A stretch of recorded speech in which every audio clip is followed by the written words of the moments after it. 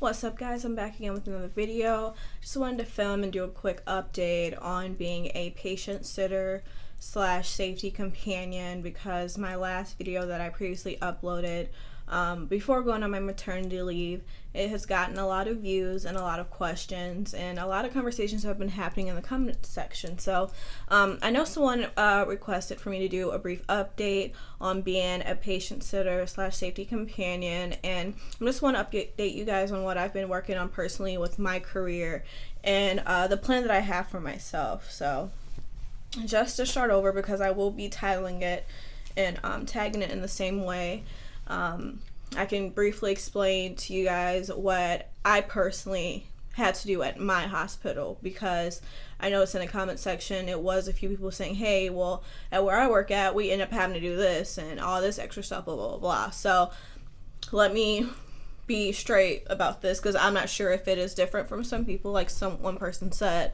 at my personal hospital that I was working at in St. Louis, with that job title comes with not too much hands-on. You do not have to be hands-on with these patients, first of all.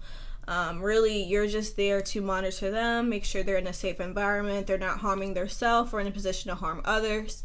Oftentimes as a patient sitter, you are sitting somebody that's older, dementia, that are a fall risk, they shouldn't be getting up out of their bed, or even people that are suicidal. So sometimes it's not an older person, it could be a kid, it could be a teenager, young adult, you know, all ages and ranges of things like that.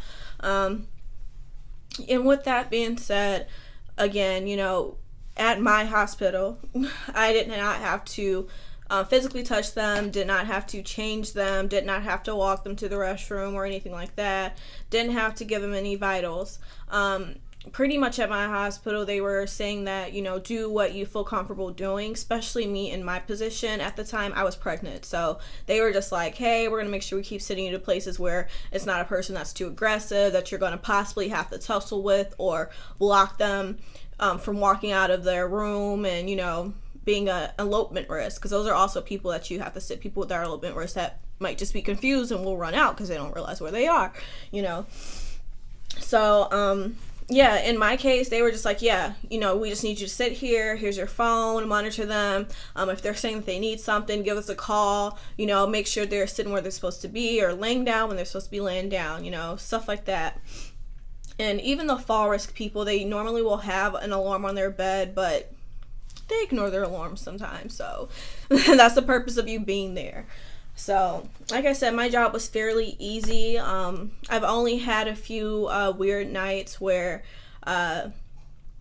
it was a person that was aggressive and at a larger size than me, and I was like to the end of my pregnancy and was just over it, and I'm just like, hey, if you're not finna act right, I will call security. So I mean, I had situations like that. So with being a patient sitter, if anyone ever makes you feel uncomfortable, make sure you pick up the phone, you call the nurse or you call the tech, and if that person's fighting with them, then the next step is to call security. You know, don't be hesitant. Like, that's what they're there for. That's their job, to make sure that you're safe, you feel comfortable, that the patient's safe, and the patient feels comfortable, you know. And it gets hard because with that situation, it was a person that really wanted some pain medicine and they didn't really need it. You know, they were an addict and things like that, so they were just getting really aggressive with everyone and saying, you know, if you won't give it to me, then I'll make a scene. Do I have to make a scene like I did earlier, is what was said to me. So that's whenever I was just like, you know what, I'm done with this. I'm not about to, you know, deal with that.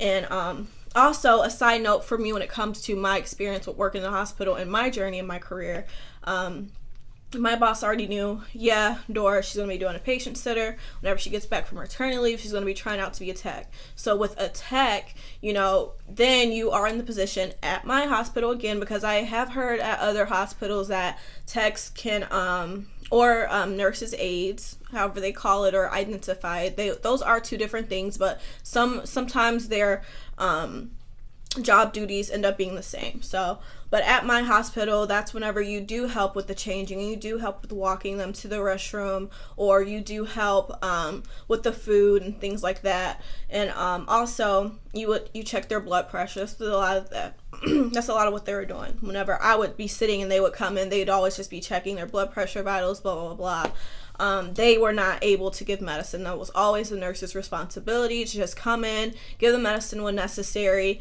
If the patient has gone on their self or something like that, then the nurses will clean up. You know, they'll do it if they're there, and possibly call the tech for help if needed. So with that being said, now that I'm 6 months postpartum, out of, you know, my maternity leave and things like that, I did return to the hospital. I returned very shortly for that weekend just because I know they needed me. And right then and there, I had to decide, okay, are you going to stay and deal with these 12-hour shifts and things like that with the baby at home, or are you going to try to work at home? And during that time, I did get an offer to work at home. Hey, no traffic, not having to pay for gas, very close to the same price range of whenever it comes to salaries and things like that, or hourly wages and tongue-tied. So I was just like, you know what, I'm not about to stress myself, because I was working overnight. So imagine having a newborn at home and them being up all night, stuff like that. Like, being a mom, like, you are paranoid. You don't want to have your kid, not even with his dad. Like, not that anything would have bad happened, but in my mind, I was like, no, I can't be away from him. Like, I want him to get up to a point where he's mature enough, or he can talk and tell me what's going on if someone does have to watch him. You know what I'm saying? Like, I just wanted to keep a close eye on him. So I ended up talking with my boss, and I was like, hey, I do have this great job offer at home. I really want to take time. Like, you know, my partner is able to carry on, you know, what we have to do, but I'm in a position where it's okay for me to focus on being a mother right now more than, you know, work. So that's what I've been doing. And if you guys do want to know about how you can work at home and how you can actually have a job working at home, and I'm not talking about no pyramid schemes and things like that where you have to buy into something and, you know, anything like that. Now, I'm actually talking about waking up. You can keep on your pajamas. We don't care what you wear. Just go to your desk and start working and make money hourly by doing a job. So if you guys want to know about that, then of course I will, you know, do a video and share some information. Just leave a comment down below. But again, I did leave in good stance. They even sent me the survey about, like, hey, you know, why would you leave, and is there anything we could improve, blah blah blah, like the human resources people, because they were like really close to me. So I don't know if my boss, you know, shared that message and things like that, but between me and her, we decided, okay, Dora will return whenever she's comfortable enough and it works out for her and her lifestyle, because I'm okay to take a break right now. Like, that's just how I've been taking life for myself. You know, I'm not going to dedicate my blood, sweat, and tears into a company that, you know, I'm possibly not going to own one day. So, and aside with YouTube, I'm slowly but surely trying to work on getting my YouTube channel up and running. If I can be a stay-at-home mom that just does YouTube and vlogs and gets famous one day and blessed and that'll be great. You know, I won't work anywhere, but now I'm blessed enough so I can work at home and be near my kid and make sure he's right and he's healthy and he needs what he needs and he's not around a whole bunch of other kids or strangers or people that could put him in danger. But back to being a patient sitter and things like that. Yeah, all that was really asked was just an update on me and how I was doing. But like I said, the job's pretty simple. Patient sitter. You sit with the patient and you make sure they do not harm themselves.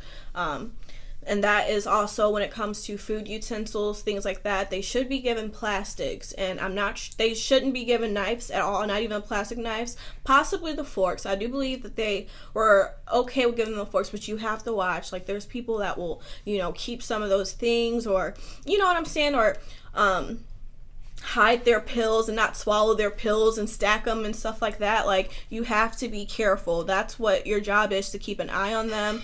At my hospital, they cut off of us being able to use laptops, phones, even reading books and magazines. They said you can pull it out if it's something that you and the patient are interacting with, however comfortable you are, but other than that, you can't just be sitting there. And that's me working overnight and like watching someone sleep. Like, it's kind of creepy, but that's my job, and I was making some good money. And at my hospital, we always built our schedule on our own. We had an app called Doghound, I believe.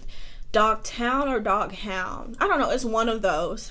And so lead off my phone, you know, data and, you know, storage. iPhones be tripping. But yeah, so yeah, we could do our schedules 2 weeks in advance. You would always set your schedule. I only had to work 3 days a week. But that drive, I'm like 40 minutes away, so that's really what was just like, I cannot do this. That's too much. Because, like, my shift would be from 7 p.m. to 7 a.m., but think I have to, like, leave from, like, 6 a.m. and, 6 p.m. or even 5:30 due to traffic. You know what I'm saying? Having to be away from my kid for so long and not make it back home to him till, like, 8. It was just like, nah, I can't do this. I cannot. So yeah, that's that. But yeah, the job is fun. And then also with that app, they would always do, okay, if you're off, we need some sitters, come in and get an extra $5 an hour, get an extra $10 an hour. One night it was an extra $20 an hour, like $32 an hour I was making, because at our pay rate, it was $12 an hour, and that was good for me. And then plus with working overnight, there's always an extra incentive. So shoot, I was banking in them checks. So again, I don't know how it is at your guys' location, but that's how my job ran. And I love the job, and I will return, but like I said, my kid is number one right now, so luckily I'm in a position where I can focus on him before having to return and do all that extra stuff. So I'm gonna go ahead and end the video here. Again, like, comment, and subscribe. Let me know if there's something specific that you guys wanted me to answer. I'm not really sure what it was, but I just know a lot of people are just like, update us. Nothing really changed. It's the same rule, same game, Just watch the person and do what you have to do. Be mindful that security will walk through in the nighttime. Your leads will walk through in the night times. You cannot sleep on the job, Nothing funny, no funny business like that. So hope you guys enjoyed this one. Be sure to like, comment, and subscribe.